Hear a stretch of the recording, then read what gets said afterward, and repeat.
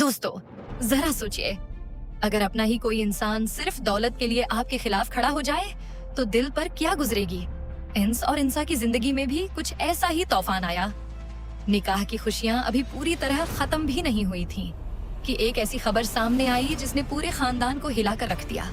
जैसे ही मरसलीन को मालूम हुआ कि दादा जान अपनी सारी जायदाद इंस के नाम कर चुके हैं, इसके दिल में छिपा लालच जहर बनकर बाहर आ गया।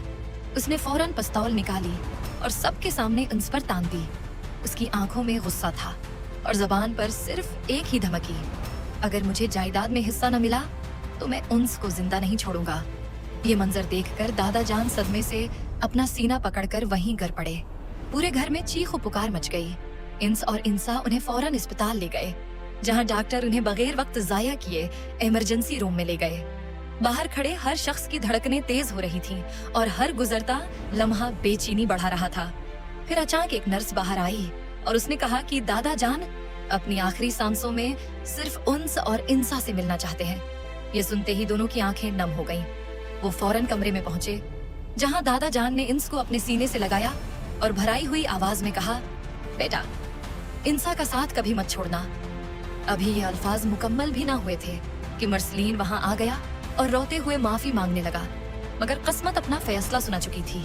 अगले ही लम्हे दादा जान हमेशा के लिए इस दुनिया से रुखसत हो गए। उनके इंतकाल के बाद पूरा खानदान गम में डूब गया। तदफीन के बाद उन्स ने एक बड़ा फैसला किया और मरसलीन को उसके पूरे खानदान समेत घर छोड़ने का हुक्म दे दिया। मजबूर होकर मरसलीन अपनी बीवी और बच्चों के साथ किराए के एक छोटे से घर में मुंतकिल हो गया, लेकिन उसके दिल का लालच अब भी जिंदा था। दूसरी तरफ शायान भी इंस और इंसा की खुशियां बर्दाश्त नहीं कर पा रहा था। उसने अपने एक दोस्त के साथ मिलकर एक खतरनाक साजिश तैयार की। कुछ दिन बाद जब अंस इंसा को इसके भाई के घर लेकर गया तो इंसा का भाई अपनी तमाम गलतियों पर शर्मिंदा हो गया। उसने हाथ जोड़कर माफी मांगी और अपनी जायदाद में इंसा का हिस्सा उसे देना चाहा, मगर इंसा ने रिश्तों को दौलत से ज्यादा अहम समझते हुए अपना हिस्सा वापस अपने भाई के नाम कर दिया। सबको लगा कि अब शायद हर मुश्किल खत्म हो चुकी है, लेकिन असल इम्तिहान अभी बाकी था। वापसी के रास्ते में अचानक शायान उनकी गाड़ी के सामने आ गया। इससे पहले कि कोई कुछ समझ पाता, उसने इंस पर गोली चला दी। गोली इंस के बाजू में लगी और वो सड़क पर गिर पड़ा। उसी अफरातफरी में शायान इंसा को जबरदस्ती अपने साथ ले गया। ऐसा महसूस हो रहा था जैसे सब कुछ खत्म हो गया हो, लेकिन किस्मत ने एक और मोड़ लिया। इत्तेफाक से अहमर वहीं से गुजर रहा था। उसने जख्मी अंस को देखा और फौरन अस्पताल पहुंचा दिया। डॉक्टर्स ने बरौकत उसका ऑपरेशन कर दिया। जब उन्स को होश आया तो उसके मोबाइल पर शायान की कॉल आई। इसने कहा, अगर दादा जान का घर मेरे नाम न किया तो इंसा जिंदा वापस नहीं मिलेगी। ये सुनकर इंस टूटने के बजाय पहले से ज्यादा मजबूत हो गया। उसने अहमर और पुलिस की मदद ली और सीधा उस जगह पहुंच गया जहां इंसा को कैद करके रखा गया था। इंसा रस्सियों से बंधी हुई थी। इंस जैसे ही उसे आजाद करने लगा, पीछे से शायान और मरसलीन आ गए और उन्होंने पिस्तौल इंसा की कनपटी पर रख दी।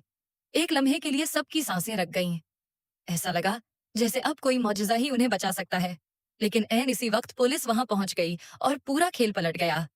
शायान को इंसा के अगवा और जान से मारने की धमकी देने के जुर्म में गिरफ्तार कर लिया गया। अपनी हर चाल नाकाम होती देखकर मरसलीन भी टूट गया। उसने सच्चे दिल से अपने तमाम गुनाहों की माफी मांगी। इंस चाहता तो हमेशा के लिए इससे रिश्ता खत्म कर देता, मगर उसने नफरत के बजाय मोहब्बत और माफी का रास्ता चुना। उसने मरसलीन और शाजिया को दोबारा अपने घर में जगह दे दी। दोस्तों, ये कहानी हमें यही सबक देती है कि दौलत कभी भी रिश्तों से बड़ी नहीं हो सकती। लालच इंसान से उसका सुकून, इसकी इज्जत और उसके अपने लोग छीन लेता है, जबकि मोहब्बत, सब्र और मुआफी वो ताकत है जो टूटे हुए रिश्तों को भी दोबारा जोड़ सकती है।